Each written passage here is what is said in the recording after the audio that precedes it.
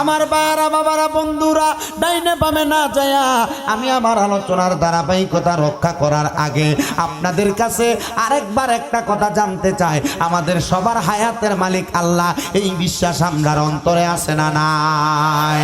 ওই হায়াতের মালিক আল্লাহ, আল্লাহর দেওয়া হায়াত পাইয়া আপনি মুসলমান দাবি কইরা আপনার মধ্যে অহংকারের অভাব নাই।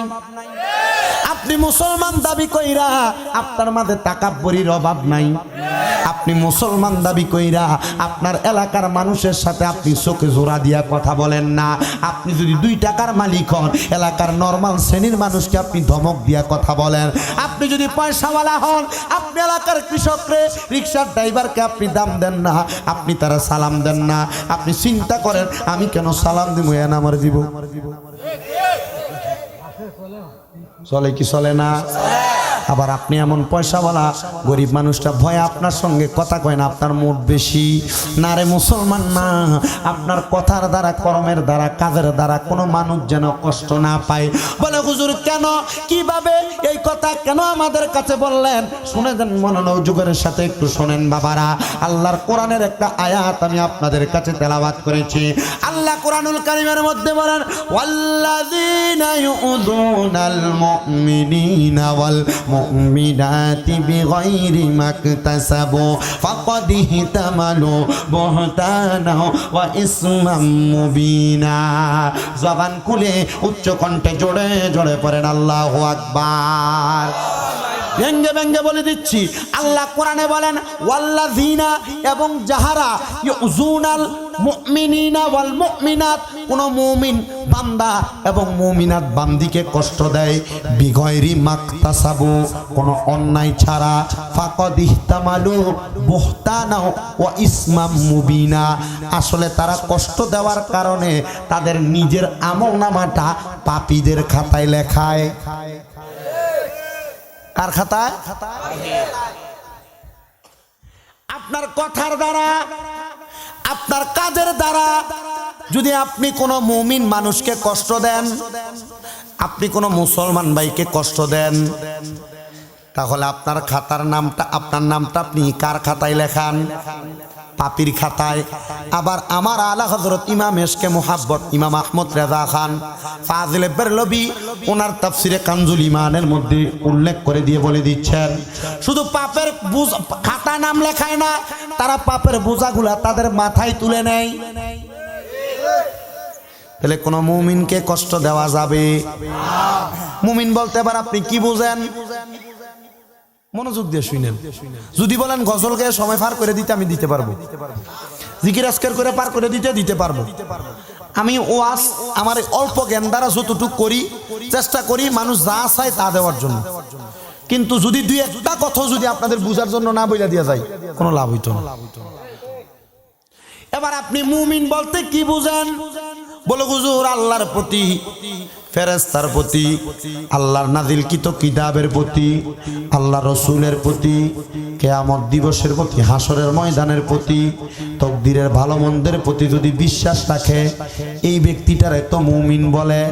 শুনেন মুসলমান, আমানতু বিল্লাহি, আল্লাহর প্রতি ঈমান, ওয়া মালাইকাতিহি, ফেরেশতার প্রতি ঈমান, ওয়া কুতুবিহি, কিতাবের প্রতি ঈমান, ওয়া রাসূলিহি, রাসূলের প্রতি ঈমান, ওয়াল ইয়াউমিল আখিরি, আখিরাতের প্রতি ঈমান, ওয়াল কদরি খায়রিহি ওয়া শাররিহি, এবং তকদিরের ভালো এবং মন্দের প্রতি ঈমান, মিনাল্লাহি তাআলা ওয়াল বাসি বাদাল মাউত, ইন্তেকাল করার পরে আল্লাহ যে আপনাকে আবার বলবেন ওই হিসাব দিবসের প্রতি ঈমান।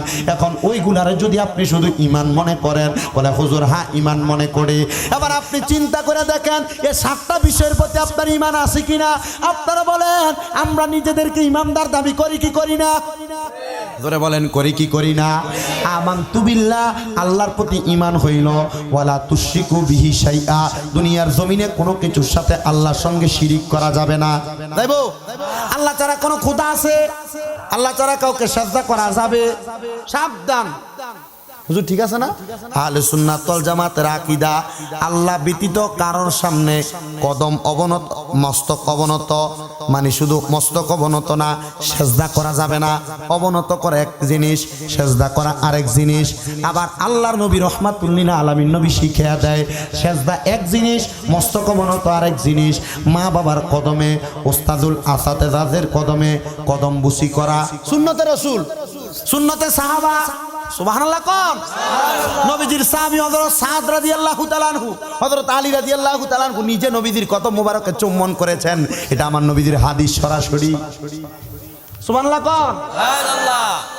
যে কথার মধ্যে ছিলাম, এক নাম্বার ওয়ালা তুশরিকু বিহি শাইয়া, আল্লাহর সঙ্গে কোনো কিছুর সাথে শিরিক করা যাবে না। আল্লাহ এক, আল্লাহ ছাড়া কাউকে সিজদা করা যাবে না। আপনারা বলেন আমরা আহলে সুন্নাত ওয়াল জামাতের আকীদার মানুষ, আমরা আল্লাহ ছাড়া কাউকে সিজদা দেওয়া পছন্দ করিনি। কোনো পীরের পায়ে, কোনো মাজারে সিজদা করা যাবে? যাবে। সাবধান। এবার আবেগে যদি করেন আপনি মুশরিক।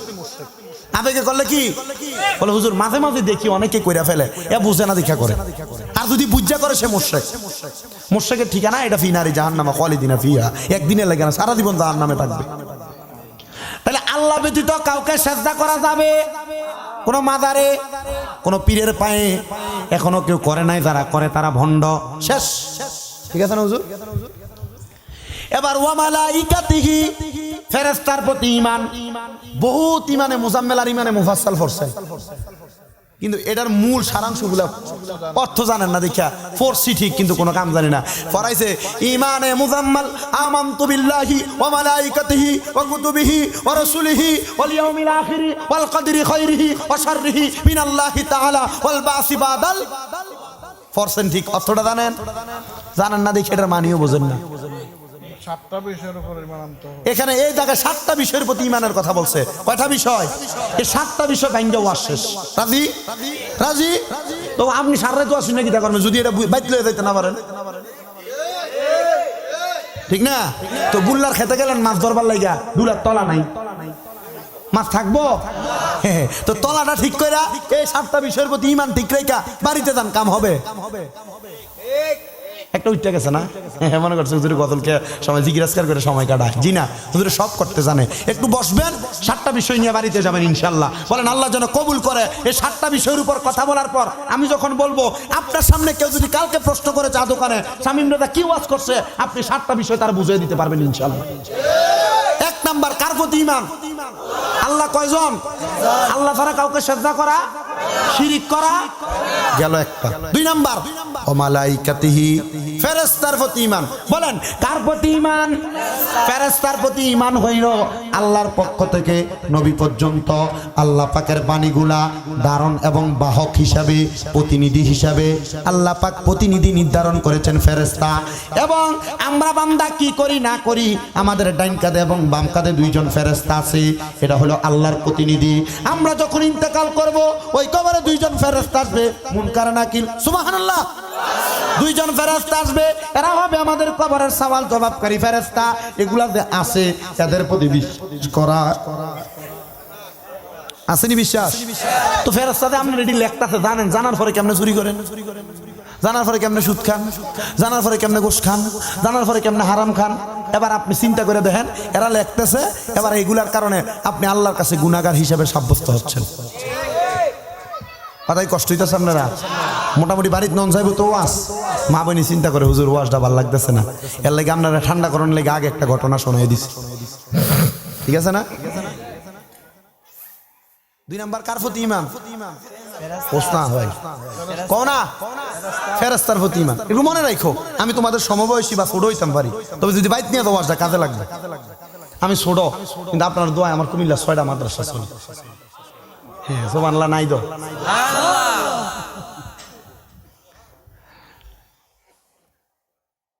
ওয়া মালাইকাতিহি, কিতাব ফেরেশতার প্রতি ঈমান। 3 নাম্বার ওয়া কুতুবিহি, কিতাবের প্রতি ঈমান। আমরা যে কিতাবের প্রতি ঈমান আনবো, আল্লাহ পাক যোগে যোগে দুনিয়ার জমিনে 104খানা কিতাব পাঠাইছে।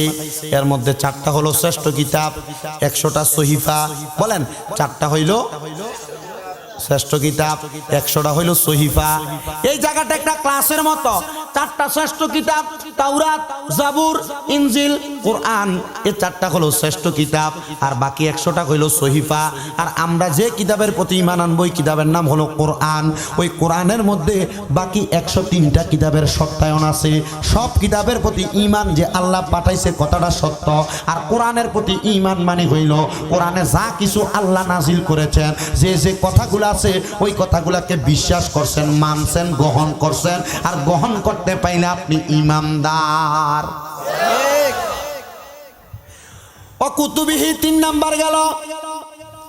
4 নাম্বার ধরাই জায়গায় এই সুন্নি আর ওহাবিদে ফিটাফিটিটা লাগে, এই একটা জায়গাত লাগে। ও রসুলিহি বলে হুজুর তারা কি রসুল মানে না? মানে হুজুর আমরাও মানি। মানে হুজুর তারা কেন এই বিভেদরা? হুজুর তারা নবীরে মাটি মানে, আমরা নবীরে নূর মানি। আমরা নবীরে হাজির ও নাজির মানি, তারা মানে না। আমরা নবীকে গায়েবের খবর দেনেওয়ালা বলি, তারা বলে না। আমরা নবী রহমাতুল লিল আলামিন নবীরে দাঁড়ায়া সালাম দেওয়া জায়েজ মনে করি, তারা বেদাত মনে করে। দলিল আমি দিতাম না, দলিল দিতেছে আবার তাদের কিতাব থেকে। শুনেন রসুলের প্রতি ঈমানের ব্যাপারে 1 নাম্বার, আমরা কেন রসুলকে নূর বলি? কারণ আমরা যে কিতাব পড়ি তাফসিরে জালালাইন শরীফ, এরা ওই কিতাব পড়ে। ওই জালালাইন শরীফের মধ্যে কদ জাআকুম মিনাল্লাহি নূরুন ওয়া কিতাবুম মুবিন, এই কিতাবুম মুবিন এর আগে নূর শব্দ দ্বারা ইয়ানে নূর বামানা মুহাম্মাদুর রাসূলুল্লাহ সাল্লাল্লাহু আলাইহি ওয়াসাল্লাম নবীরে বুঝাইছে। এটা ওই কিতাবে লেখা, বা তারারে কইন দেখে লইতো। ঠিক আছে না? তবে ফিডাফিডি করেন না। সে যদি মানতে না চাই, আপনারা যদি কয় মাটির তৈরি, আপনি যদি কয় নূরের তৈরি, তার সাথে দ্বন্দ্বে না দেয়া বলবেন ঠিক আছে, তুমি যে নবীরে মানো ওই নবী মাটির হইতে পারে, আমি যে নবীরে মানি ওইটা নূর। ঠিক আছে না? ফিডাফিডি করা দেব, মারামারি করা দেব, দ্বন্দ্ব করা যাবে? বলে হুজুর তাইলে কেন গায়েবের খবর দেনেওয়ালা নবী গায়েব জানে বলেন? হ্যাঁ, বলে সূরা জিনের শেষ 2 আয়াতে আল্লাহ নিজে কইছে আল্লাহ গায়েবের খবর কাউরে দেয় না। হুজুর তাইলে নবী কেমনে জানে? বলে যে জায়গায় কইছে আল্লাহ গায়েবের খবর কাউকে দেয় না, ওই জায়গায় আয়াতের শেষ অংশে আল্লাহ কইছে ইল্লা মানির তাযামিন রাসূল, তবে হ্যাঁ রাসূলকে ব্যতীত আমি কাউকে গায়েবের খবর দেই না। এখানে 1 গ্লাস দুধ আছে, এই দুধটা কেউ খাইতে পারবে না। আমাদের শায়েস্তাগঞ্জ মডেল কামেল মাদ্রাসার শিক্ষক হুজুর সারা, তাহলে কেউ খাইতে পারবে না। কে সারা? তার মানে হুজুরে খাইতে আল্লাহ গায়েবের খবর কেউ রে দেয় না, রসুল সারা। তার মানে রসুল রে দেয়। বলে এটার গায়েব হইল কেমনে? বলে হ্যাঁ এটাই গায়েব। বলে কেমন? বলে আল্লাহ যতটুক জানাই নবী ততটুক জানে। তো আল্লাহ তো কোরআনে বলছে আর রহমান আল্লামাল কোরআন, আমি রহমান, সকল কোরআনের এলেম নবীকে দান করছেন আল্লাহ। কোরআনে এমন কি আছে যেটা দুনিয়ায় এমন কি আছে যেটা কোরআনে নাই? যেহেতু কোরআনে সকল কিছুর কথা আছে, আমার আল্লাহ শিক্ষক হইয়া আমার নবীরে শিখিয়া দিছে, তার মানে আমার নবী সকল গায়েবের খবর জানে। এবার প্রশ্ন, হুজুর ওই রসুলের প্রতি ঈমানের কথা বুঝাইতেছেন, তাহলে রসুলের প্রতি ঈমানের ব্যাপারে 2টা বুঝলাম, নূরও বুঝলাম, গায়েবও বুঝলাম। হাজির নাদের কেমনে? নবী কি উপস্থিত হইতে পারে? বলে হ্যাঁ হইতে পারে। হুজুর কেমনে? নবী না মদিনায় আছে, উপস্থিত কেমনে হইতে পারে? শোনেন আল্লাহর হাবিব সাল্লাল্লাহু আলাইহি ওয়াসাল্লামের শানে হাফেজ সাহেব থাকলে একটু কথাটার উত্তরটা দিতে পারবে। আল্লাহ কুরআনুল কারীমের মধ্যে ঘোষণা করে আন্নাবিয়্যু আউলা বিল মুমিনিনা মিন আনফুসিহিম আউলা বমানা আকরা নফস বমানা রু। আমার নবীজির ব্যাপারে আল্লাহ কোরআনে ঘোষণা করে নবীজি ইমামদারের জানের চাইতে আরো নিকটে। কার জানের চাইতে নিকটে? আপনারা যে কথা কন না, কার? তো নবী আপনার কাছে আছে যদি মানেন আপনি ইমানদার, যদি কোন নাই তাহলে আপনি ইমানদার না। কথা কি আমার না আল্লাহ? আল্লাহ বলছে।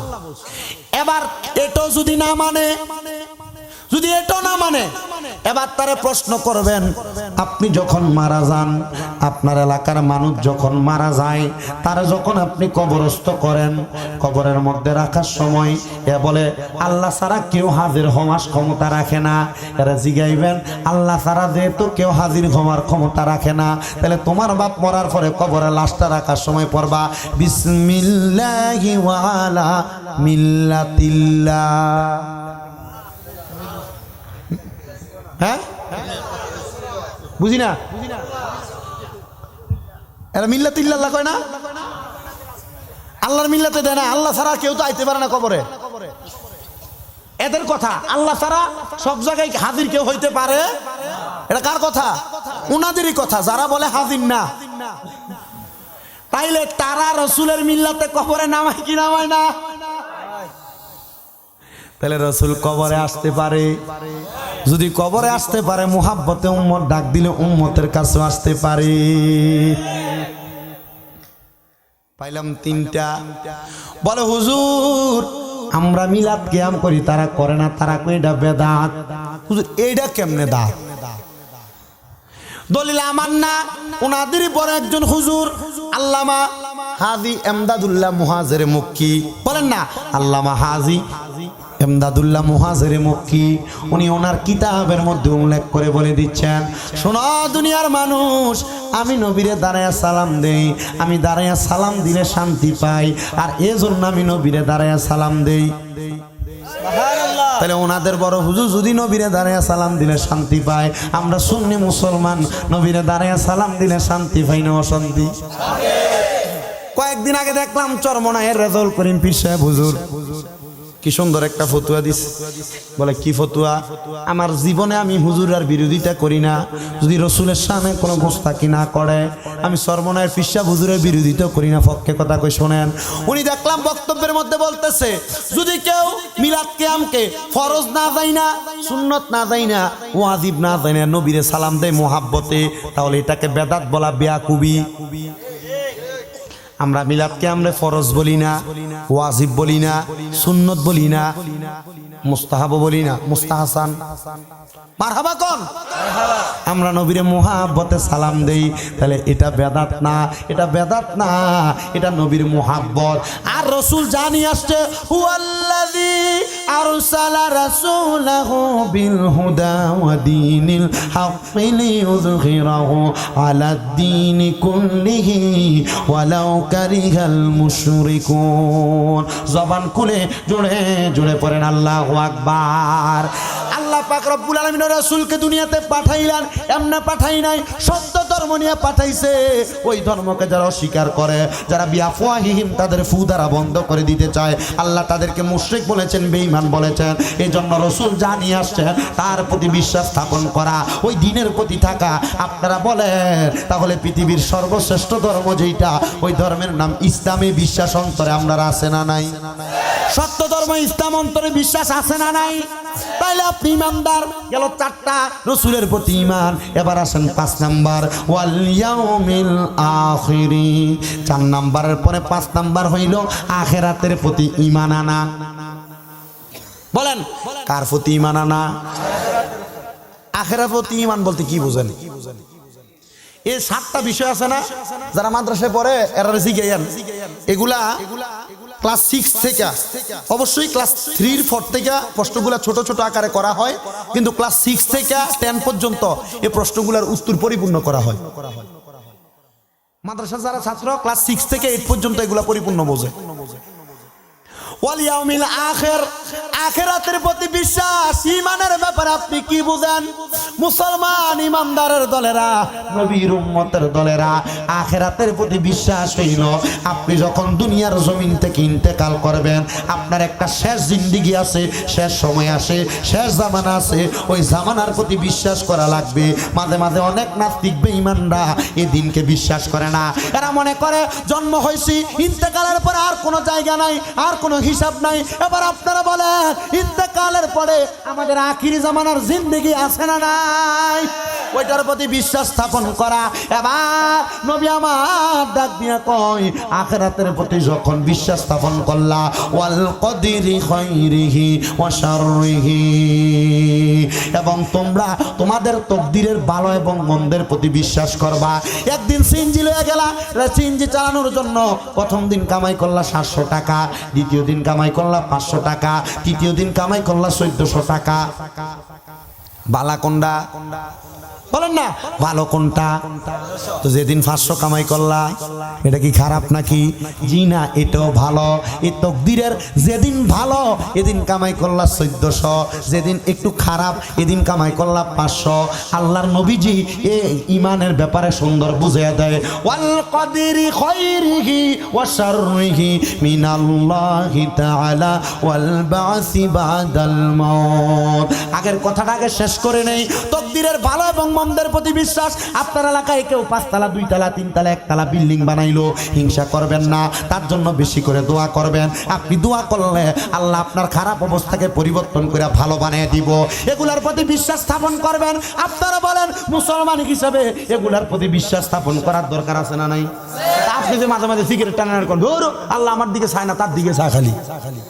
কোফাইল্লার কোফালা কোফাইল্লার আনিবাদ, ঠিক আছে না? এই জন্য এগুলার প্রতি সন্তুষ্ট থাকবেন। আল্লাহ যখন যে অবস্থা রাখছে আলহামদুলিল্লাহ কইবেন। বলেন না আলহামদুলিল্লাহ। একজন সরকারি মাদ্রাসার হুজুর, প্রিন্সিপাল হুজুরের বেতন কত? 53,000। একজন প্রিন্সিপালের বেতন কত? আর আমি এক রাতে কামাই করি 30,000। সুবহানাল্লাহ, জোরে কয় না। কত? এটা আল্লাহর রহমত না? আর যদি ডাবল হয় কত? 2টা মাহফিল হইলে আমদ 60 বা 50। আমার কামাই কি বেশি না? কথা কয় না, দি বেশি কিনা? এলাই কি আমার প্রিন্সিপাল হুজুর ভালো আছে না আমি ভালো আছি? উনি ভালো আছে। এটা সরকারি চাকরি, জন চাকরি ছেড়ে আইবো 1 লগে ভাইবো 30 লাখ। বুঝতে পারছেন কিনা কথা? এর জন্য কারোর ভালো দেখে হিংসা করা যাবে না। নিজে যে অবস্থায় আছেন, খারাপ থাকেন, রিক্সা চালাইলো, মাটি কেটটা ভাত খাইলো, কইবেন আলহামদুলিল্লাহ। তবে একটা কথা মনে রাখবেন, মাটি কেটটা যে ভাত খায় তার মতো শান্তিতে দৈনিক রাইতে 30,000 টাকা কামাই করি না, এত শান্তিতে নাই। আমি নাই। কারণ সে সকাল 6টা থেকে 8টা থেকে সন্ধ্যা 6টা পর্যন্ত মাটি কাইটা বাড়ির যা মস্তারা মইল্লা পালা করে ভাত খাই এখন ঘুমাইতেছে। আর আমি এখনো ওই সন্ধ্যাবেলা গাড়ি নিয়ে বাইর হয়েছি, আপনার এখানে 10টা 5 এসে ঢুকছি, এখন ওয়াশ করতেছি। ওয়াশ শেষ করে বাড়িতে যেতে যেতে ফজর। ঘুমাবো কোন সময়? রাতের ঘুম দিনে শেষ হয়। যেটা কম দামি আছে এটা শান্তি আছে না নাই? বলে আপনি অশান্তিতে? জি না, আমি বেশি শান্তি। আমি যখন ঘুমের থেকে উঠতে দিই, আমার আম্মা আব্বা আছে, আমার আম্মা আব্বা চেহারার দিকে চাইলে মনে শান্তি লাগে। শেষ, আমার সব কষ্ট শেষ। 7 নাম্বার, মিনাল্লাহি তাআলা ওয়াল বাসি বাদাল মাউত। ইন্তেকাল করার পরে আল্লাহ পাক রব্বুল আলামিন আপনাকে আমাকে আবার তুলবে। আল্লাহু আকবার নাই দো, জোরে বলেন আল্লাহু আকবার। আপনাকে আমাকে আবার তোলা হবে মুসলমান। কেন তোলা হবে? আবার মনোযোগ দিয়া শুনবেন। তোলার কারণ হইল মিনহা খালাকনাকুম ওয়া ফিহা নুঈদুকুম ওয়া মিনহা নুখরিজুকুম তারাতান উখরা। মাটির মধ্যে ঢুকাইয়া, মাটির মধ্য থেকে আবার মাটি দিয়া বানাইয়া, মাটির মধ্যে ঢুকাইয়া, মাটির মধ্য থেকে আবার উত্তোলন হবে। কেন উত্তোলন করা হবে? বাদাল মাউত কেন উত্তোলন করা হবে মৃত্যুকালের পরে? বলে একটাই কারণ, দুনিয়াতে কি ভালো কাম করছো না খারাপ কাম করছো? খারাপ কাম করছো না ভালো কাজ করছো? এগুলার সব কিছুর হিসাব দেওয়া হবে, হিসাব দিতে হবে। ও মুসলমান, এবার আপনাদের কাছে চাইনা দিলাম, আল্লাহর কাছে হিসাব দেওয়ার মতো যোগ্যতা আপনাদের আছে কিনা আপনারা নিজের বিবেককে প্রশ্ন করেন।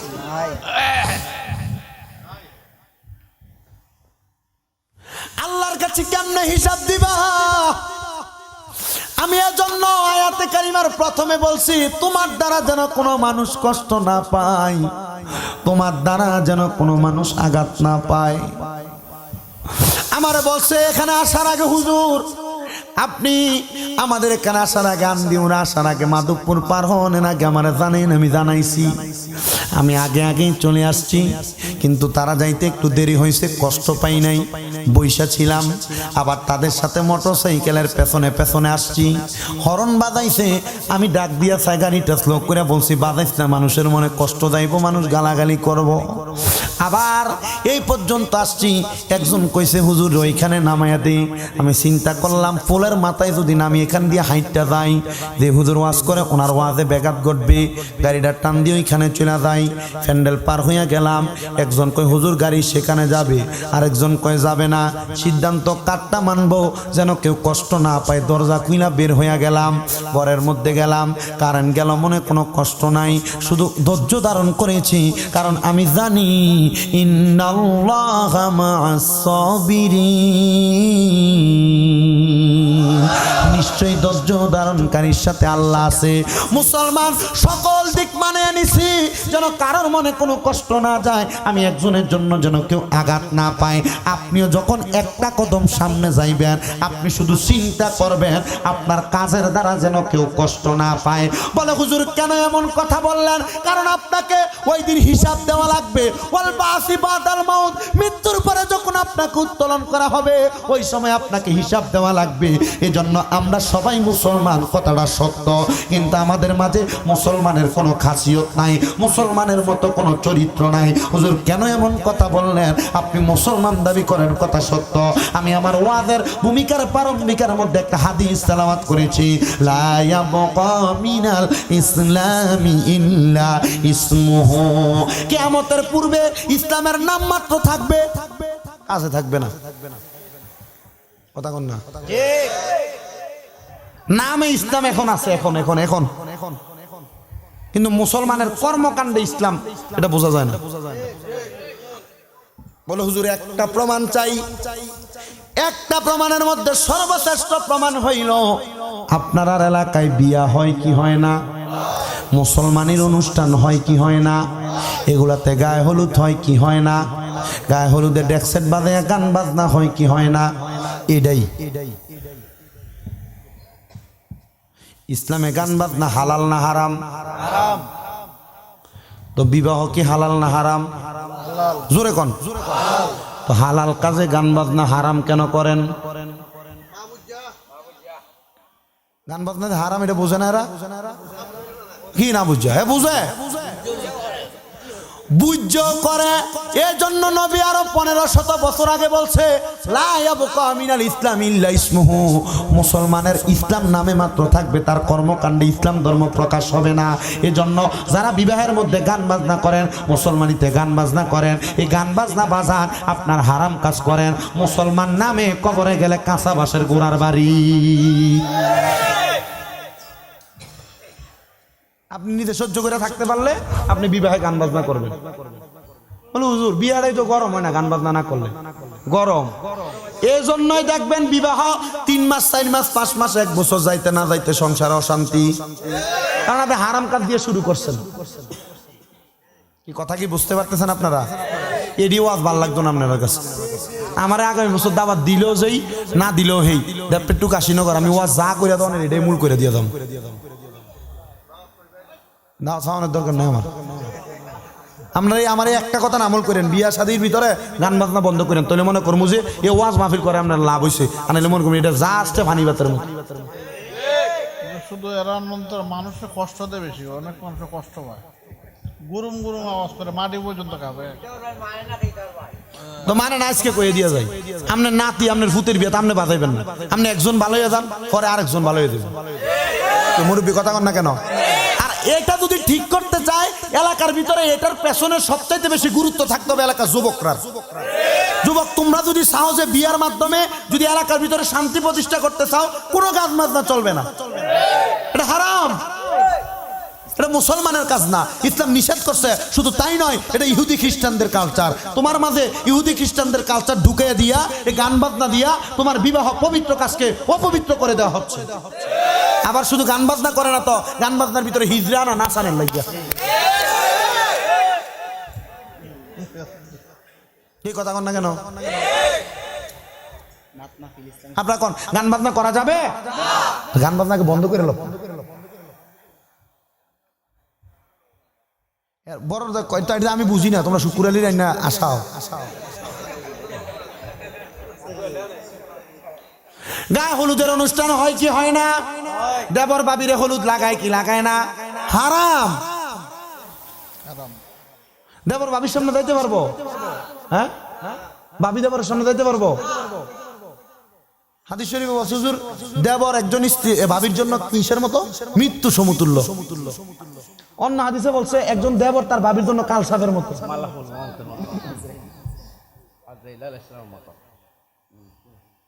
না আপনি যে আপনার বউরে কয়ে দেন কি হইব তোমার ছোট ভাইয়ের মতো। কার মতো? তাইলে দিবেন নি ছোট ভাইয়ের আর বউর সামনে যাইতো? দিবে হিসাব আপনার কাছে।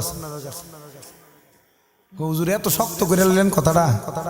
কথাটা এত শক্ত, কথাটা শক্ত। আপনি যদি মুসলমান দাবি করেন তাহলে আপনি এটা মানতে হবে। কি বাবা কথা বলেন না কেন? আপনারা কি চুপ করে শুনে বাড়িতে চলে যাবেন? ঠিক বলে গেলেন, এরপরে গান বাজনা কি করা যাবে? করা যাবে? ওয়াদা করেন যে যারা যাদের বিয়ের ভিতরে গান বাজনা করবে এর দাওয়াত আমরা যাব না। বলে হুজুর মুখ খাতিরে যাওয়ান লাগে আমার স্বাস্থ্য ভাই তালাক দিলাম তোরে, তুই হারাম কাজ করিস।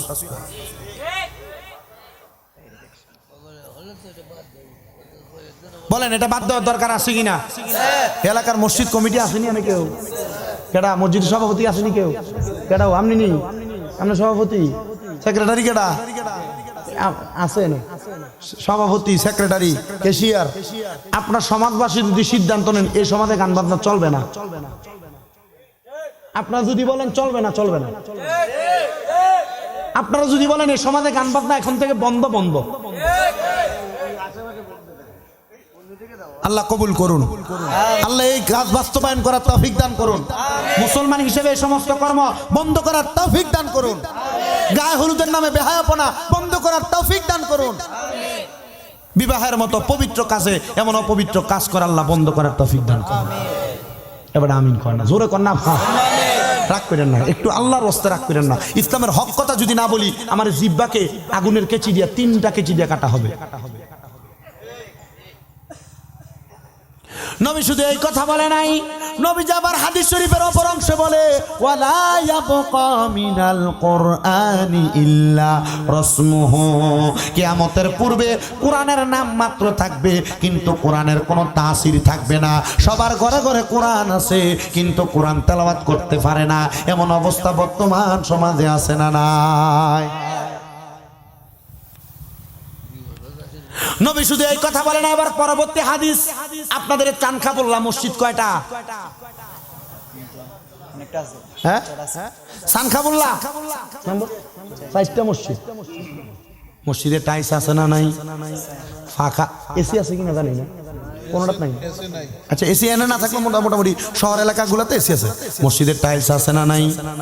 মসজিদের ভিতরে থাই গ্লাস আছে না নাই?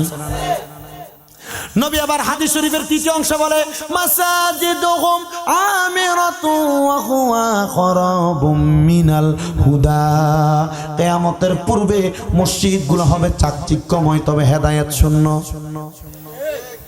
মসজিদ হবে সুন্দর, টাইলস ঠিক আছে, থাই গ্লাস ঠিক আছে, এসি ঠিক আছে, সুন্দর দামি দামি মাইক ঠিক আছে, হুজুর সব ঠিক আছে, কিন্তু মসজিদ হেদায়েত শূন্য। মুসল্লি নাই, মুসল্লি নাই, হ্যাঁ বাবা মুসল্লি নাই মসজিদের ভিতরে। এই আমরা সভাপতি সাহেব রাগ করেন না, হেদায়েত শূন্য কেন? মসজিদের সভাপতি বানায় সুদ করে, সেক্রেটারি বানায় এলাকার ঘোষ করে, মানুষের সম্পদ মাইরা মাইরা খাওয়াইন না এমন ব্যক্তি।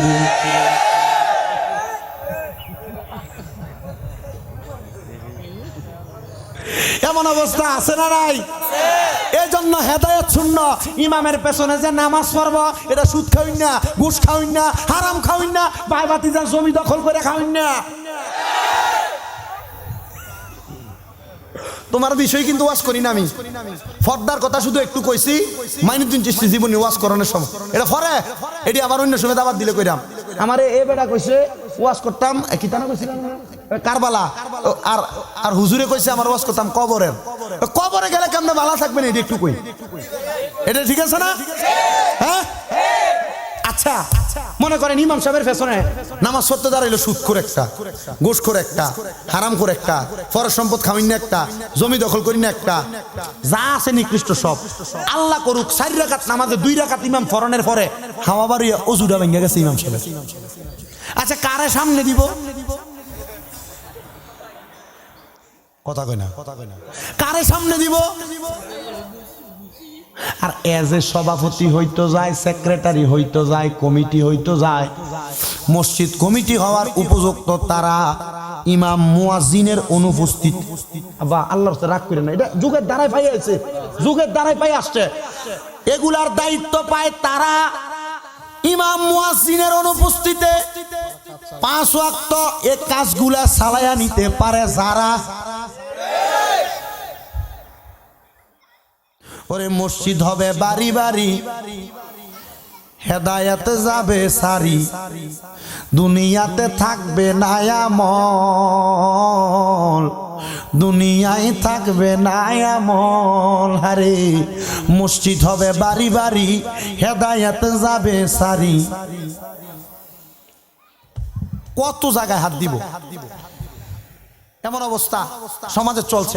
আমি কইতাম গেলে বহুত আজ বহুত জায়গা ঘুরে দেবো, আপনারা এগুলা গায়ে লাগিয়ে দেবো।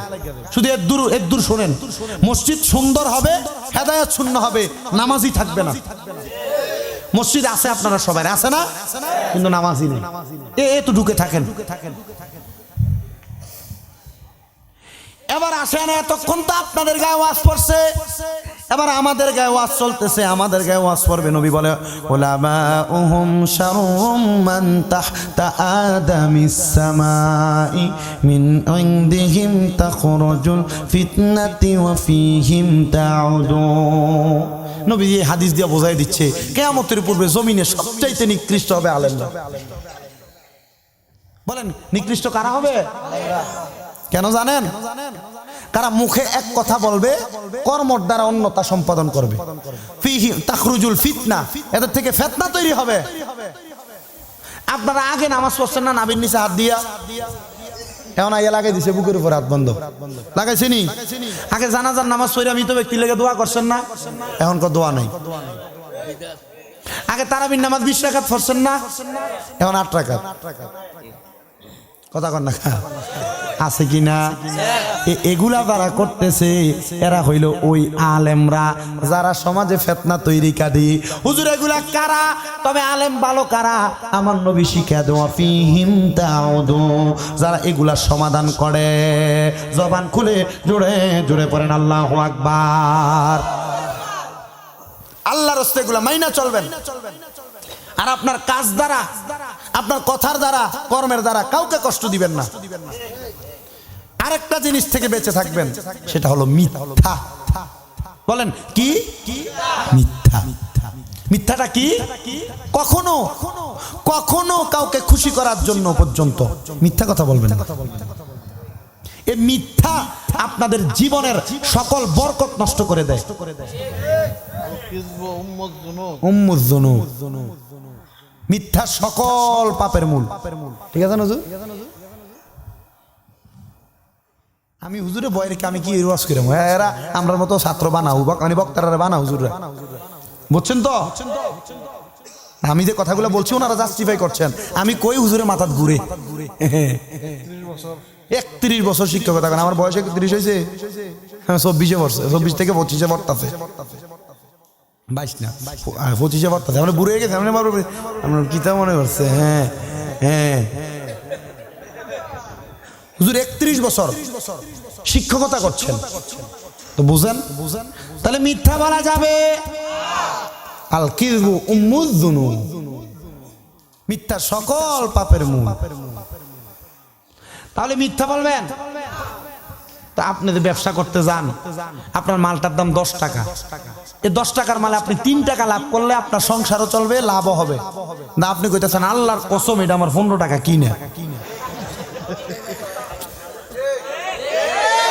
কথা বলেন, এটা এটা মিস হয়েছে না? 1 নাম্বার মিছা কথা। মিথ্যা কবিরা গুনাহ, তওবা ছাড়া মাফ নাই। আবার দেশে এগুলা আবার পর্ব মওজুদকারীদের ব্যাপারে। এটা দেখবা এই যে যারা আলেম ফাজিলে পড়েন যারা, আমরা একটু মনে রাখেন এই প্রশ্ন আসে পরীক্ষার ভিতরে। মওজুদ করা, মাল সম্পদ মওজুদ করার ব্যাপারে কি বলে? মওজুদ করা একভাবে জায়েজ, একভাবে হারাম। মওজুদ করা একভাবে জায়েজ, একভাবে হারাম। কোন দেশের দুর্ভিক্ষ আসবে খবর পাওয়ার আগে কোন মাল মওজুদ করে, খাবার মওজুদ করে রাখা জায়েজ।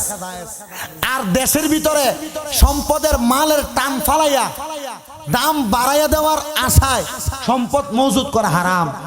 এ বাংলাদেশের পেঁয়াজ ব্যবসায়ীরা এটাই করতেছে। বাংলাদেশের পেঁয়াজ ব্যবসায়ীরা কি করে? এ মাল মওজুদ করে জিনিসটার দাম বাড়ায় দেয়। তেল ব্যবসায়ীরা মাল মওজুদ করে দাম বাড়ায় দিয়া এরপরে এগুলা মাঠে ছাড়ে। আর আমরা ভুক্ত অধিকাররা একবারে কামের কাম বেড়ার কাম করে যাইয়া একটুর বেশি যদি তার সমপরিমাণের বেশি পায় ডাইরেক্ট মামলা, আনলে দোকান সিল গেলা, এমন নেই চাইছিলাম আমরা। ওই দিন দেখলাম এক ভুক্ত অধিকারের কর্মকর্তা ফেসবুকের ভিতরে দেখলাম পেঁয়াজের দাম কত জিজ্ঞেস, 60 টাকা। গতকালকে কথা ছিল 210 টাকা। এখন আর বেশি বেচো না, লাভ হয় না লস হয়? স্যার 20 টাকা এখনো পর্যন্ত লস। গতকালকে মানুষের জব করছ, আজকে আল্লাহ তোরা জব করতেছ।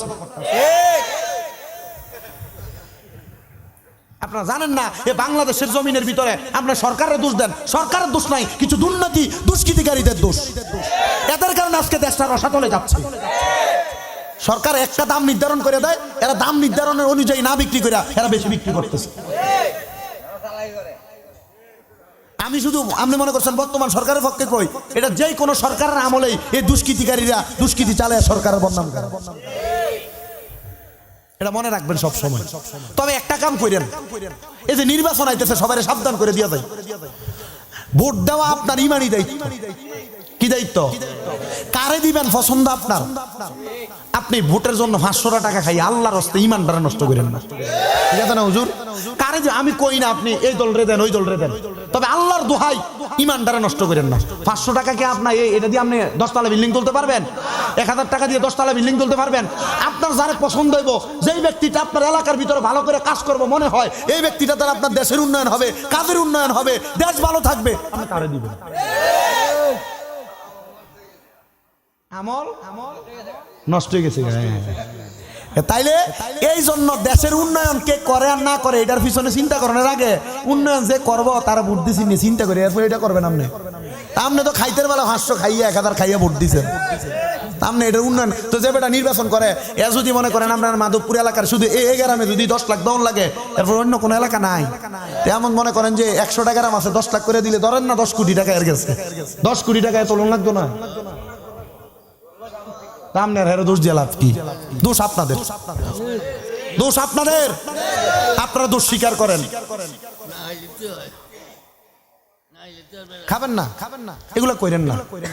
বলো হুজুর কি কইরাম, অভাবে ফিরে খাই। ভোট কারে দিবেন এটা আপনি জানেন। এগুলা নিয়ে এই জন্য আমি আমার কোনো ওয়াজের স্টেজে আমি এসব নিয়ে ওয়াজ করি না। কেন জানেন? কিন্তু এখন আমি এখন পর্যন্ত রাজনৈতিক ওয়াজ কোনো জায়গায় করছি কিনা আমার মনে পড়ে না। আমি রাজনীতির অন্তঃস্তরে বুঝি না, তো এজন্য এগুলা নিয়ে কথা কই না। তবে এখন যেগুলা কইছি এগুলা আমি বুঝি, এখন যে দূর কইছি এগুলা আমি বুঝি। ঠিক আছে নি?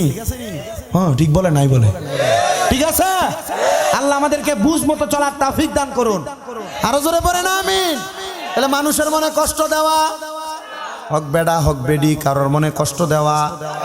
শুনেন, দামেস্কের আল্লাহ পাকের একজন বন্ধু যার নাম হলো হযরত আব্দুল্লাহ ইবনে আব্দুর রহমান, মুহাম্মদ ইবনে আব্দুর রহমান। উনি একজন সৎ লোক ছিলেন, ইবাদতকারী বান্দা ছিলেন, কিন্তু এলাকার মানুষ তারা দেখতে পারতো না, পছন্দ করতো না। বলে কেন? আল্লাহ নবীর পথে চলতো, আর ওই পথটা হলো ইহদিনাস সিরাতাল মুস্তাকিম, সহজ এবং সরল সঠিক পথ। জবান খুলে উচ্চ কণ্ঠে জোরে পড়েন আল্লাহু আকবার।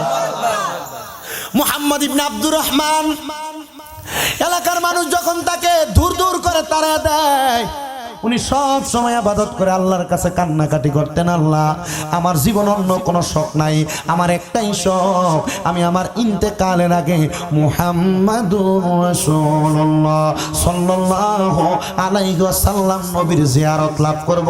জবান খুলে বলেন আল্লাহু আকবার। আপনারা বলেন, দুনিয়াতে কোন আল্লাহওয়ালা ব্যক্তিকে দুনিয়ার মানুষ যদি দাম না দেয়, ওই ব্যক্তির দাম একজন বাড়াই, তিনি কি? আপনি আল্লাহওয়ালা হন না কেন? আপনি নামাজি বান্দা হন না কেন? আপনি তাকওয়াবান কেন হন না? আমি আমার ওয়াজের প্রারম্ভিক আয়াত তেলাওয়াত করেছি, ইয়া আইয়ুহাল্লাযীনা আমানুত্তাকুল্লাহা ওয়াল তানজুরু নাফসুম মা কদ্দামাত লিগাদিউ ওয়াত্তাকুল্লাহা ইন্নাল্লাহা খাবীরুম বিমা তা'মালুন। আল্লাহকে ভয় করো, এই আয়াতে দুইবার বলা হইল। আপনার সবকিছু আল্লাহ নজরদারি করে। আল্লাহ বললেন কোরআনুল কারীমে, আল্লাহ পাক রব্বুল আলামিন আপনার সব খবর ভালো মন্দের জানে, তা আপনি তবু আল্লাহকে ভয় করছেন না। আল্লাহকে ভয় করলে সুদ খাইতেন না, হারাম খাইতেন না, পরের সম্পদ মেরে খাইতেন না।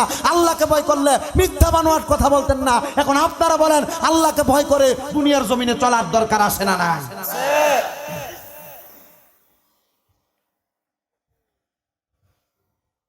আল্লাহর বান্দাকে কেউ পছন্দ করে না, কিন্তু তারা পছন্দ করে কে? বলে হুজুর আল্লাহ যে পছন্দ করে। আপনি বললেন কেমনে? শোনেন আল্লাহ কেমনে পছন্দ করে। উনি মানুষের কাছে চাইও খায় না, মানুষের কাছ থেকে সম্পদ নিয়েও খায় না। আল্লাহর বান্দাটা হঠাৎ করে ওনার যখন বিবাহ হইল, আল্লাহর কাছে কান্না করে করে একটা নেক সন্তান কামনা করেছে, আল্লাহ সন্তান দিছে। ওনার স্ত্রী ইন্তেকাল করলেন, উনি যেমন ছিলেন ওনার সন্তানটারে তিনি তেমন বানাইছে। এজন্য কথার কথা, গাইবালা তার দুধবালা, গাছবালা তার ফলবালা। আল্লাহর ওলি ওনার সন্তানকে ওনার মতোই বানাইছেন, ইবাদত এমন করেছে। ওই আল্লাহর ওলি একদিন ওনার স্ত্রী ইন্তেকালের পরে সারা রাত্র ইবাদত করেন, আর ওনার সন্তান ইবাদত করার পরে শরীর একটু ক্লান্ত হওয়ার পরে আল্লাহর ওলির পাশে উনি ঘুমায় গেলেন। ঘুমানোর পরে হঠাৎ করে ওই আল্লাহর ওলি ঘুম থেকে ঝাঁপ দিয়ে যখন উঠলেন, সন্তানও সজাগ হয়ে গেলেন। লক্ষ্য করে দেখলেন আল্লাহর ওলি বলতেছে, এ সন্তান আমার কে জানি ডাকতেছে, আমি যেন সোনার মদিনা শরীফে জিয়ারতে চলে যাই। আমারে কে জানি ডাকতেছে রাসূলের রওজা মুবারকে যাওয়ার জন্য। আমি তো যাচ্ছি না, আমি তো যাচ্ছি না। উনি দুশ্চিন্তা মনে করে উনি ঘুমায়া গেলেন। আবার স্বপ্ন দেখলেন, আবার রওনা করলেন আমার রাসূল সাল্লাল্লাহু আলাইহি ওয়াসাল্লামকে দেখার জন্য। মুসলমান ইমামদারের দলেরা, ও আমার চানকাবুল্লার বাবারা, মনোযোগের সাথে আলোচনাটা শ্রবণ করবেন। এবার যখন তিনবার স্বপ্ন দেখলেন, বাবা সন্তান একসাথে রওনা করছেন মদিনার মসজিদে নববীর দিকে। যখন রওনা করলেন, যাইতে যাইতে এলাকার মানুষ সকাল যখন হয়ে গেছে জিজ্ঞাসা করে, তোমরা কোথায় যাও? বলে আমার আব্বাকে রাহমাতুল লিল আলামিন নবীজি ডাক দিয়েছেন মদিনায় যাওয়ার জন্য, এজন্য আমি আমার আব্বা জানকে নিয়ে চলে যাচ্ছি। যখন মদিনা রাহমাতুল লিল আলামিন নবীর ডাকে ওই ব্যক্তি যখন আস্তে আস্তে আস্তে আস্তে করে রওনা দিয়ে চলে যায়, যাইতে যাইতে হঠাৎ শেষ প্রান্ত পর্যন্ত যাইতে পারে নাই। মিশরের একটা রাস্তার মাথার মধ্যে আটকা পড়ে গেছে। আল্লাহ পাকের বন্ধু ওই জায়গায় রাত্রি যাপন করতেছে, আর তাহাজ্জুদের নামাজের মধ্যে আল্লাহর কাছে কান্না করতেছে, ও আল্লাহ আমি মদিনায় যা পৌঁছাইতে পারবো কিনা জানি না, আমার শরীরটা এখন পর্যন্ত বড় অসুস্থ হয়ে গেছে।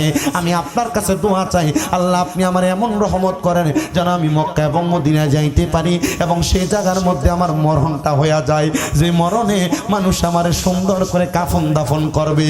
আপনারা বলেন, আল্লাহর কোন নেককার বান্দা যদি আল্লাহর কাছে চায়, আমার আল্লাহ কি তারে দেয় না ফিরিয়ে দেয়?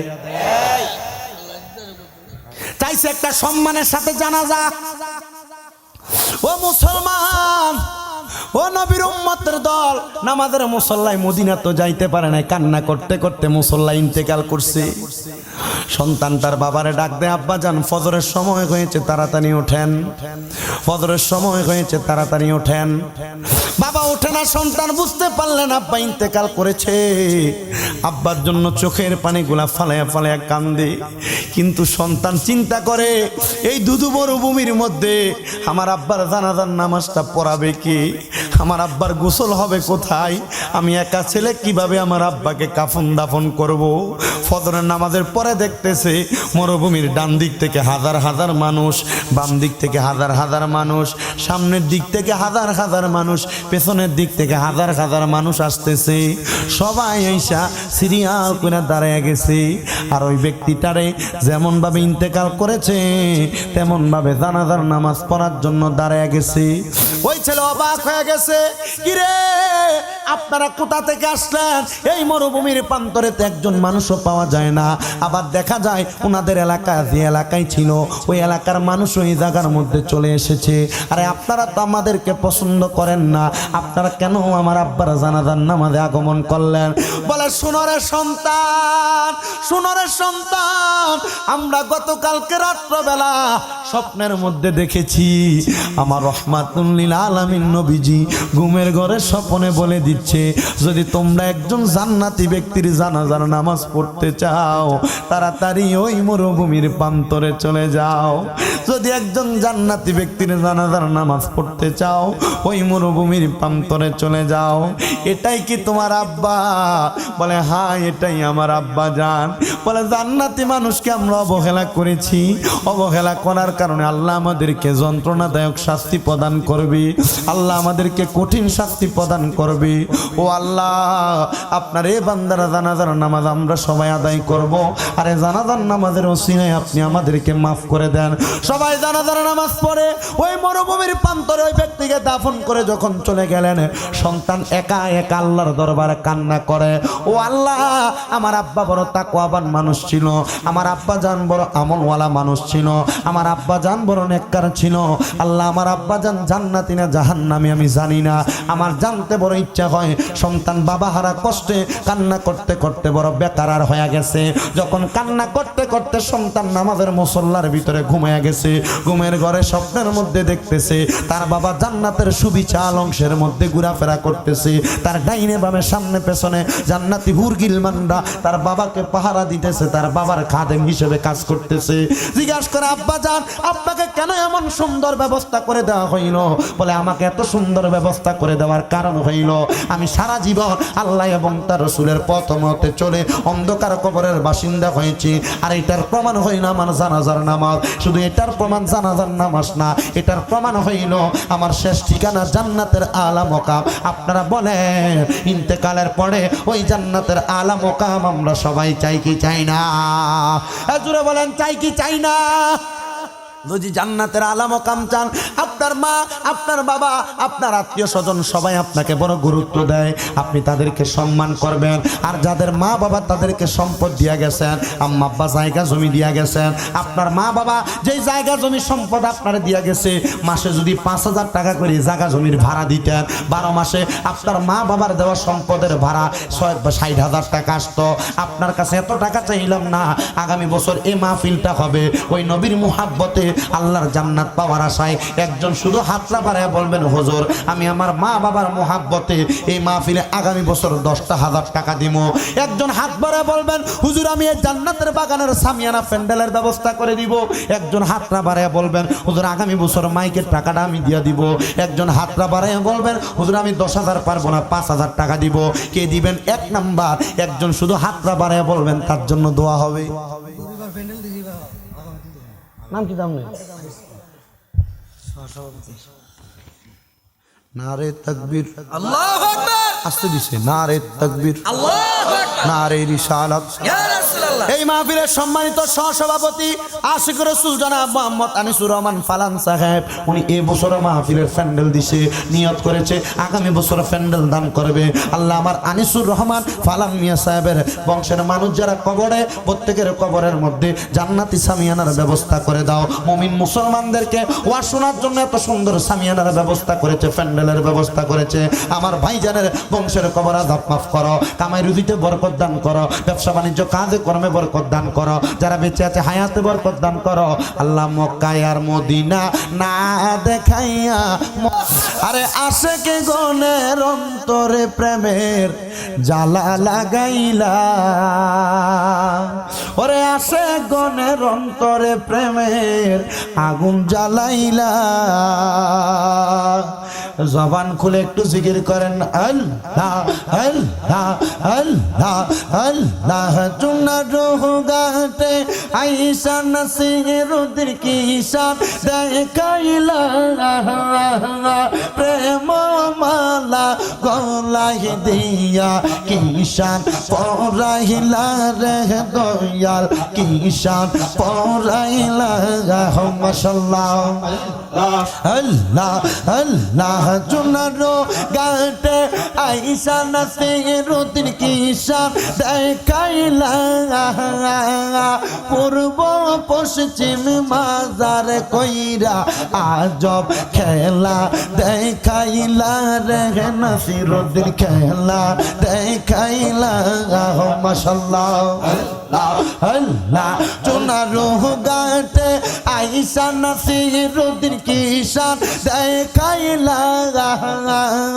পূর্ব পশ্চিম মাজার কইরা আজব কারামত দেখাইলা রে মুর্শিদ আজব কারামত দেখাইলা মাশাআল্লাহ আল্লাহ আল্লাহ 360 লিয়ার সাথে নাসিরুদ্দিন আল্লাহ রলি 360 লিয়ার সাথে নাসিরুদ্দিন আল্লাহ রলি পূর্ব পশ্চিম মাজার তাগার আজব নমুনা পূর্ব পশ্চিম মাজার তাগার আজব নমুনা পূর্ব পশ্চিম মাজার কইরা আজব খেলা দেখাই লাগা মাশাআল্লাহ আল্লাহ আল্লাহ আল্লাহ প্রেমের খেলা খেলছো দয়াল রে মারহাবা আল্লাহ আল্লাহ তোমার খেলা চমৎকার আসমানেতে বসায়াছ চাঁদ সূরজের বাগা আজার গো প্রেমের খেলা খেলছো দয়াল রে মাশাআল্লাহ আল্লাহ আল্লাহ তোমার খেলা চমৎকার আসমানেতে বসায়াছ চাঁদ সূরজের বাগা আজার রে প্রেমের খেলা খেলছো দয়াল রে মাশাআল্লাহ আল্লাহ আল্লাহ নির্দোষী রে রাখর দয়াল ববের জেলখানা অপরাধ করিয়া কে গো গৌরে সর্ব দাগাই মারহাবা আল্লাহ আল্লাহ হাকিম হইয়া হুকুম কর পুলিশ হইয়া দর সর্ব হইয়া দংশন কর ওজা হইয়া জাগা আর রে প্রেমের খেলা খেলছো দয়াল রে মাশাআল্লাহ আল্লাহ আল্লাহ তোমার খেলা চমৎকার আসমানেতে বসায়াছ চাঁদ সূরজের বাগা আজার রে প্রেমের খেলা খেলছো দয়াল রে মাশাআল্লাহ আল্লাহ আল্লাহ আল্লাহ আল্লাহ কাউরে দিলা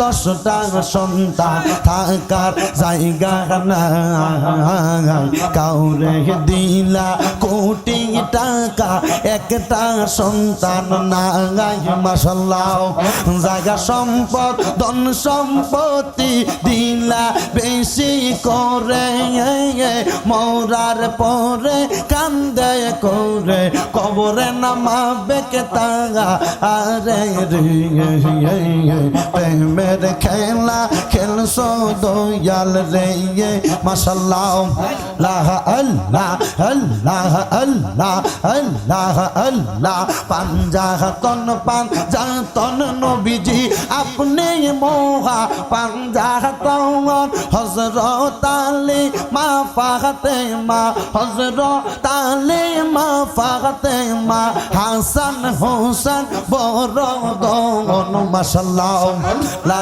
পাঞ্জাতন পাঞ্জাতন নবীজি আপনি পাক পাঞ্জাতন হযরত আলী মা ফাতেমা হাসান হোসেন মহান দন মাশাআল্লাহ আল্লাহ আল্লাহ মুশকিল কোশা কেমন দন চিনলাই না রে মোহন মুশকিল কোশা কেমন দন চিনলাই না রে মোহন যেটি নাচে সে পাইয়াছে অমূল্য রতন বাবে আর নাই রে দৌন মাশাআল্লাহ আল্লাহ আল্লাহ আল্লাহ আল্লাহ বাবে আর নাই রে দৌন বাবে আর নাই রে দৌন মুশকিল কুশার নাম লই করিয়া শরণ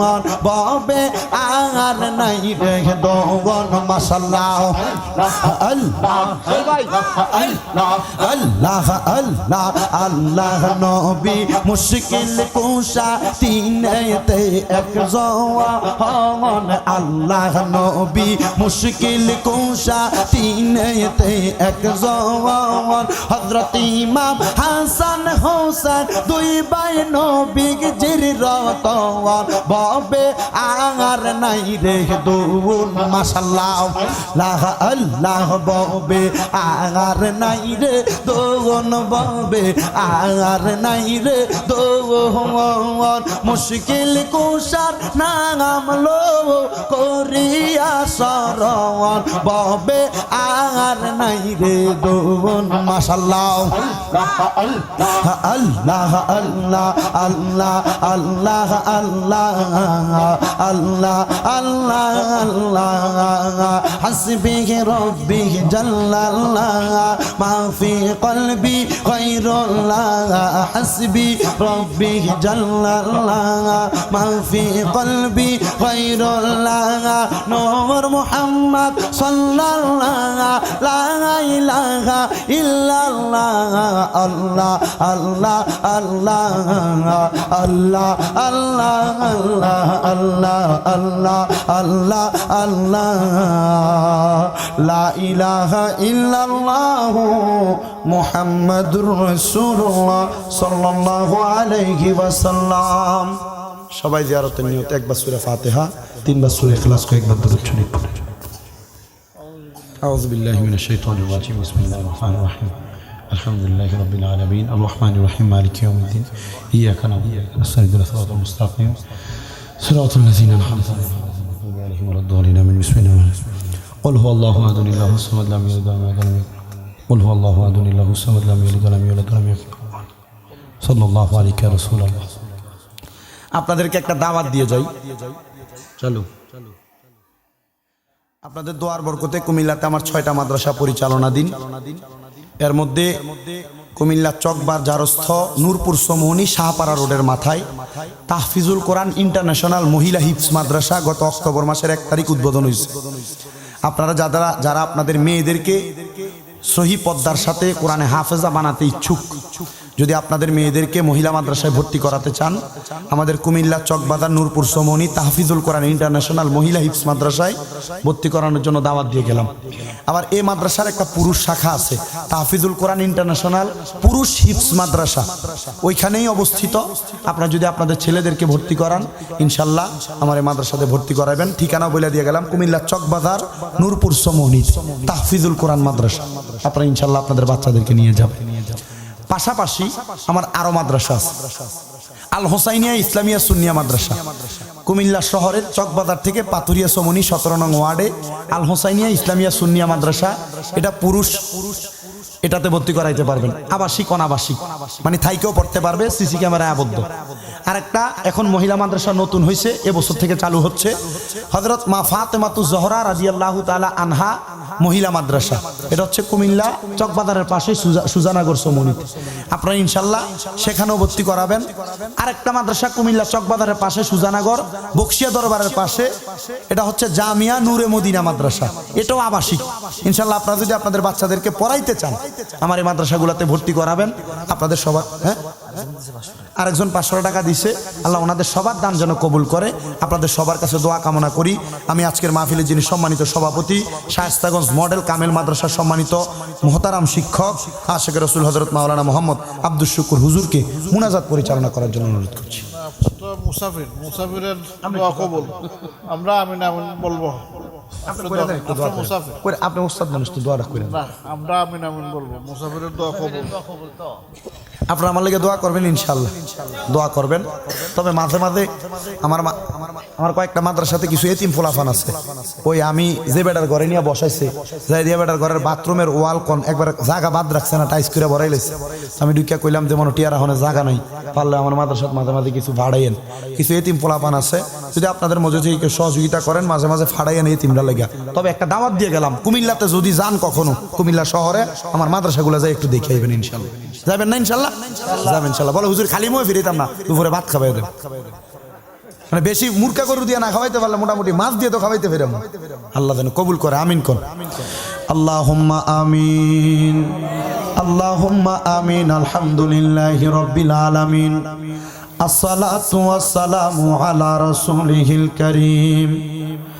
রব্বানা আতিনা ফিদ দুনিয়া হাসানাতাও ওয়া ফিল আখিরাতি হাসানাতাও ওয়া কিনা আযাবান নার ওয়া কিনা আযাবাল সাখরাতুল মাউত ওয়া কিনা আযাবাল কবর ওয়া কিনা আযাবাল হাসর ওয়া কিনা আযাবাল ফুসিরাত ওয়া কিনা আযাবাল ইয়াউমাল কিয়ামা। মাবুদ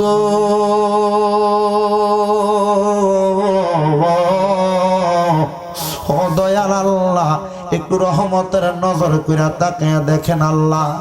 এই হবিগঞ্জ জেলার অন্তর্গত মাধবপুর থানাধীন এই চানখা বল্লা দক্ষিণ পূর্ব পাড়া মরহুম মোহাম্মদ তালেবর মিয়া ও সকল কবরবাসীর রূহের মাগফিরাত কামনায় দ্বিতীয় বাৎসরিক আজিমুসান ঐতিহাসিক সুন্নি মহাসম্মেলন সাজাইয়া এই চানখা বল্লা মোহাম্মদ হেলাল মেম্বারের বাড়ির বালুর মাঠ প্রাঙ্গণে এত সুন্দর জান্নাতের বাগান সাজাইয়া আমার সঙ্গে ওস্তাদুল আসাতেজা, বিশেষ করে এলাকার আলেম সমাজ, দাড়ি পাকা বড় বড় মুরব্বী বাবারা, যুবক নওজোয়ান ভাইয়েরা, ছোট ছোট মাসুম বাচ্চারা, পর্দার অন্তরালের আমার মা বোনেরা, বিশেষ করে সোশ্যাল মিডিয়ার মাধ্যমে দেখনেওয়ালা দেশ বিদেশের কত প্রবাসী ভাই বাবারা, মা বোনেরা হাত বাড়াইছে গো আল্লাহ।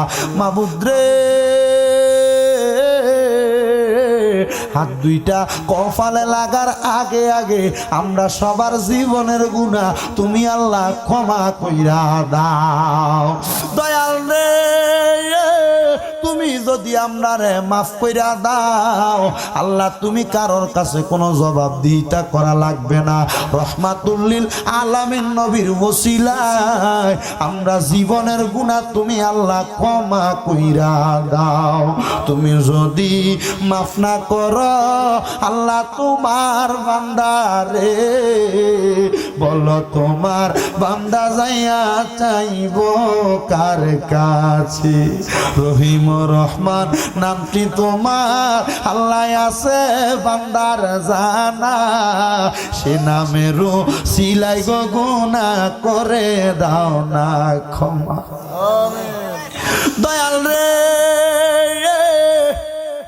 আজকের মুনাজাতে অনেকে হাত বাড়াইছে, যাদের জগতের মধ্যে আব্বা নাই, যেই বাবা রিক্সা চালাইয়া মাটি কাইটা মাথার গাম পায়ে ফালাইয়া পরের বাড়িতে বদলার কাজ কইরা সন্তানরে মানুষের মতো মানুষ করার জন্য আব্বা নিজের রক্তরে পানি বানাইছে। জানি না রে কার জানি এমন আব্বা জান অন্ধকার কবরে। আল্লাহ, যাদের এমন বাবা কবরে, আব্বার কবর তুমি জান্নাতের বাগান বানায়া দাও। বাবা তুমি কেমন আছো ছোট্ট মাটির ঘরে, তোমার কথারই হৃদয় মাঝে পড়ছে বারে বারে। বাবা গো বাবা, বাবা গো বাবা, আল্লাহ যাদের বাবা কবরে, আব্বার কবর জান্নাতের বাগান বানিয়ে দাও। অনেক সন্তানেরা হাত বাড়াইছে যাদের জগতের মধ্যে মা দুঃখিনী অন্ধকার কবরে। আল্লাহ যাদের এমন মা কবরে, আম্মার কবর তুমি জান্নাতের বাগান বানিয়ে দাও। ও আল্লাহ, যেই মা 10 মাস 10 দিন গরমে ধারণ কইরা সন্তানের প্রসব বেদনা সহ্য করতে মার বড় কষ্ট হইছে, মা জননী সন্তানের জন্য নিজের রক্তরে পানি বানাইছে, নিজের না খেয়া সন্তানরে খাওয়াইছে, নিজের আরামের ঘুমরে হারাম কইরা দিছে। আল্লাহ জানি না কার জানি এমন মা দুঃখিনী অন্ধকার কবরে। আল্লাহ যাদের এমন মা কবরে, আম্মার কবর তুমি জান্নাতের বাগান বানায়া দাও। দয়াল রে, অনেকে হাত বাড়াইছে যাদের মাও নাই বাবাও নাই জনমের এতিম। আল্লাহ যাদের মা বাবা 2 জন কবরে, আম্মা আব্বা 2 জনের কবর না জাতের ফয়সালা করে দাও। আল্লাহ আম্মাই আব্বা চইলা গেছে জানানে পালাইয়া, তারারে রাইখা গো গেছে কান্দিবার লাগিয়া। আল্লাহ যাদের মা বাবা কবরে, আম্মা আব্বার কবর তুমি নাজাতের ফয়সালা করে দাও। একজন সৌদি আরব প্রবাসী আজকে ফোন দিয়া দুপুরের পরে তার মায়ের জন্য চোখের পানি ফালাইয়া ফালাইয়া ডুকরে ডুকরে কাঁদছে। হুজুর, আমার মা আমার জন্য বড় কষ্ট করছে, কিন্তু আমি আজকে সৌদি আরবে আইসা লাখ লাখ টাকা কামাই করি, কিন্তু হুজুর আমি চাইলে আমার মার মুখে 1 লোকমা ভাত তুলা দিতে পারি না। আমার মা কবরে এমন ভাবে কান্না করছে রে, আমি বুঝছি ওই প্রবাসীটা তার মারে কত ভালোবাসে। আল্লাহ এমন কত প্রবাসী বিদেশের বাড়িতে মা হারাইয়া কান্দে, বাবা হারাইয়া কান্দে। আল্লাহ তাদের আম্মা আব্বার কবর নাজাতের ফয়সালা করো। যাদের মা বাবা বেঁচে আছে হায়াতে বরকত দান করো, আম্মা আব্বার খেদমত করার তৌফিক দান করো। আল্লাহ বিশেষ করে মায়ের বংশ, বাবার বংশ, শ্বশুর শাশুড়ির বংশ, আত্মীয় স্বজন যারা কবরে, আল্লাহ প্রত্যেকের কবর নাজাতের ফয়সালা করো। আল্লাহ এ এলাকার মধ্যে, এ বাংলাদেশের জমিনে যারা ব্যবসা করে, ব্যবসা বাণিজ্য কাজে কর্মে বরকত দান করো। যারা চাকরি করে চাকরিতে বরকত দান করো। যারা পড়ালেখা করে বিদ্যা বুদ্ধি বাড়াইয়া দাও। মানে সম্মান ইজ্জতে জিন্দিগি নসিব করো। অনেক প্রবাসী ভাইয়েরা বিদেশ থেকে দোয়া চায়। আমার প্রত্যেক প্রবাসী রেমিটেন্স যোদ্ধা যারা বিদেশে আছে, আমার প্রবাসীদের কামাই রুজি ব্যবসা বাণিজ্যের মধ্যে বরকত দান করো। দয়াল ফরিয়াদ তোমার দরবারে, ফিলিস্তিনের মুসলমানরা আল্লাহ ইসরায়েল জালেম বাহিনীর জুলুমের শিকার, আমার ফিলিস্তিনের মুসলমানদেরকে তুমি হেফাজত করো রাব্বুল আলামিন। আল্লাহ এই সোনার বাংলাদেশের উপর তোমার খাস রহমত বরকত দান করো। বাংলাদেশের জন্য যারা প্রশাসনিকভাবে রাজনৈতিকভাবে সহযোগিতা করে, প্রত্যেক প্রশাসনিক রাজনৈতিক কর্মকর্তাদেরকে কবুল মঞ্জুর করো। আল্লাহ যত উলামায়ে কেরাম মাঠে ময়দানে কোরআন সুন্নাহর বাণী প্রচার করে, প্রত্যেক উলামায়ে কেরামের হায়াতের মধ্যে বরকত দান করো।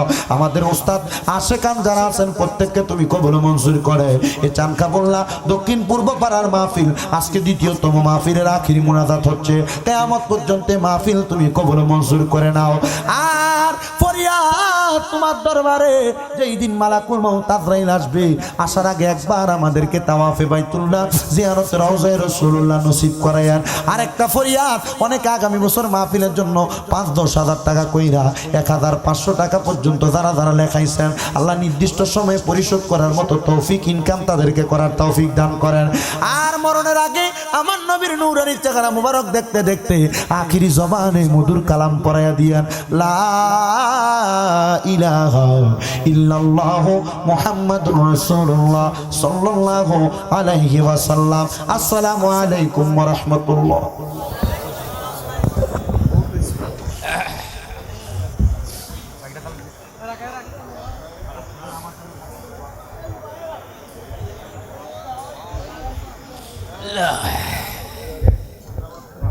তাই